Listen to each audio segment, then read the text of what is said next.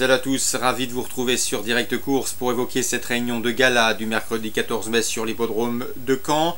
Nous aurons à l'affiche le Saint-Léger de Trotteur, un groupe 1, mais également deux épreuves estampillées groupe 2, dont le toujours convoité et prisé prix des Ducs de Normandie, qui servira d'ailleurs de support au quintet ainsi qu'à ses dérivés. Donc voici ma sélection pour ce quintet de luxe.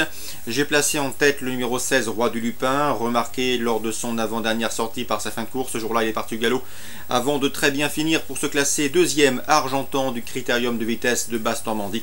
Un cheval qui est de loin le plus argenté du peloton, un cheval confirmé à ce niveau et qui devrait dans ce lot jouer les premiers rôles, je le pense même capable de renouer avec le succès. C'est un cheval de tout premier plan, il devrait en apporter une nouvelle démonstration. On lui posera le numéro 15, Thiego Détang, qui fait partie des cadors du trot hexagonal, en atteste ses podiums obtenus dans les Grands Prix de France et de Paris. Il vient également de faire l'arrivée en se classant sur le podium du Prix de l'Atlantique plus récemment sur l'hippodrome d'Anguin. C'est un cheval qui n'a pas gagné depuis le mois d'octobre et qui pourrait bien ici combler cette lacune à la faveur d'un bon parcours caché comme il les apprécie. Il est capable de finir très vite. On le reposera le numéro 9, Swedishman, qu'il ne faut pas condamner sur sa disqualification dernièrement dans le critérium de vitesse de Basse-Normandie.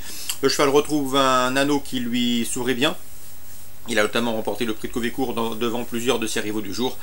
Dans ce lot, je le pense capable de terminer parmi les trois premiers. J'ai ensuite retenu le numéro 7, Ramsey Duham, un cheval intermittent certes, mais il y se plaît tout particulièrement sur l'hippodrome de Caen, où il a notamment remporté le prix de la ville de Caen, une épreuve de groupe 3 disputée au second semestre, c'était en 2012. Le cheval, lui aussi, est doté d'une belle pointe de vitesse finale, et dans ce lot, je le pense, on est sincèrement capable de venir pimenter les rapports de cette course.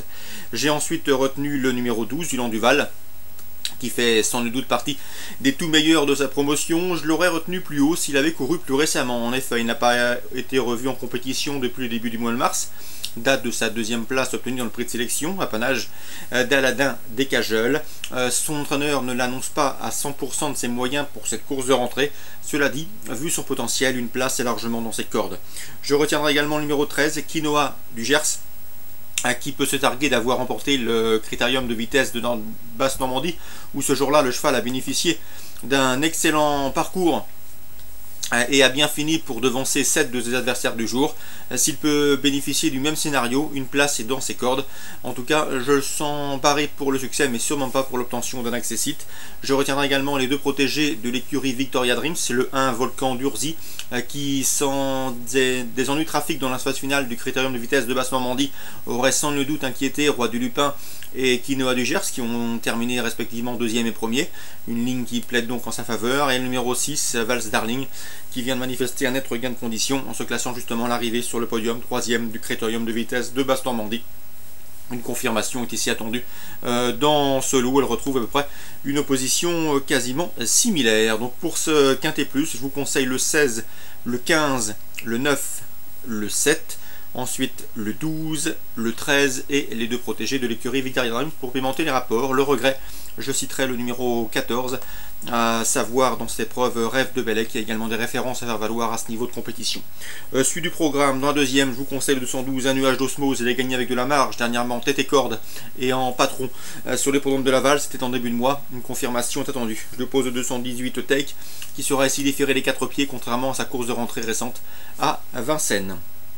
Dans le prix Henri Vallière, l'un des temps forts de cette réunion normande, le 311 Airport me plaît beaucoup. Ces deux dernières sorties sous la selle se sont soldées par autant de places de deuxième.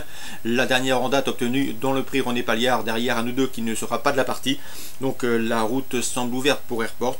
Le 303 Astrid Litton, qui compte déjà 4 victoires en 5 sorties sous la selle, conduira l'opposition avec le 305 également. Athos du Roc, un cheval dur à l'effort, athlétique, qui débute sous la selle mais qui effectue ses premiers pas avec de légitimes ambitions. 311, 303 et 305. Dans le Saint-Léger de Trotteur, le groupe 1 du jour, eh bien, Philippe Allaire connaît bien cette épreuve. Il l'a remporté à de nombreuses reprises, notamment dans la fin des années 90 avec Fine Perle, Ivoire de Grimont ou encore Guébriand et Oli du Locton. Ici, il pourra compter sur le 515 Bird Parker. Le cheval est venu s'essayer lors d'une récente réunion programmée à Caen. Le cheval est confirmé sous la selle. Il a fourni le lauréat, certes, sur tapis vert du prix Félicien Gauvreau. Et dans ce lot, je le pense capable de lutter pour le succès. Je lui poserai le 514 Beauty Turgot, 2 courses sous la selle, une deuxième place et une victoire dans le prix Oli du Locton. C'est également une prétendante sérieuse au succès. Attention également au 512 Brooklyn Bridge qui répète toutes ses courses, pas spécialement fautif, et d'une louable régularité autre montée qui se tiendra en embuscade. 515, 514 et 512. Dans la suivante, j'aime beaucoup le 608 Vittoria France. Elle est revenue au mieux, comme en attestent ses 2 dernières sorties. Une place de deuxième à Vincennes et auparavant une bonne victoire corde à droite. Ici, dans ce lot, en dépit de son numéro 8 en dehors, derrière la voiture, je la pense capable de mener sa tâche à bien. Le 608 Vittoria France. Attention également pour les amateurs de cotes plus spéculatives. Au 611, c'est Varnes qui, à mon avis, n'a pas les gains en rapport avec son potentiel. Voilà pour les infos de ce mercredi à Caen. Je vous souhaite d'excellents jeux, courses ciblées rapidement, 2e, 3e, 5e et 6e. À demain.